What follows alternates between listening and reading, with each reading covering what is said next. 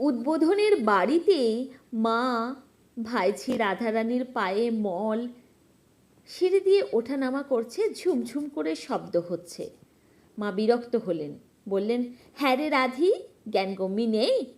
নিচে আমার সন্ন্যাসী ছেলেরা কাজ করছে আর তুই এমন শব্দ করে নিচে নামছিস? রাধারানী মায়ের অত্যন্ত প্রিয়, তবুও মা অন্যায় আবদার দিতেন না। লজ্জা সম্ভ্রমবোধ সম্বন্ধে তিনি এত সচেতন থাকতেন যে তার আশপাশের মানুষও সতর্ক থাকত। মাঝে মাঝে তাদের ভুল হয়ে যেত, কিন্তু মা শুধরে দিতেন। মা যে বড় ক্ষমাশীল।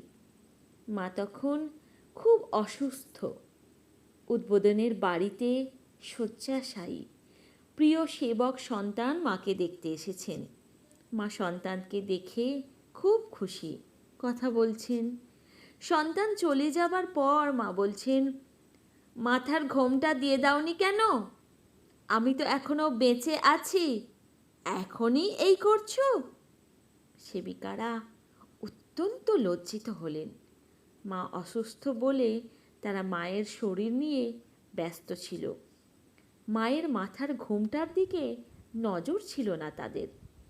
মা তার সকল সন্তানদের ব্যবহার, শালীনতা, রুচিবোধের ওপর দৃষ্টি রাখতেন। তিনি চাইতেন সকল গৃহ আনন্দ নিকেতনে পরিণত হোক। তাই যারা গৃহে বাস করে তাদের সুস্থ, সুন্দর, রুচিসম্পন্ন হতে হবে। মা যে তার সন্তানদের বড় ভালোবাসেন। ধন্য আমরা এমন মা পাবার জন্য।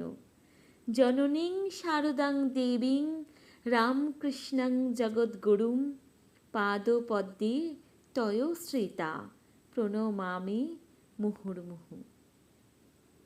তথ্যসূত্র শতরূপে শারদা।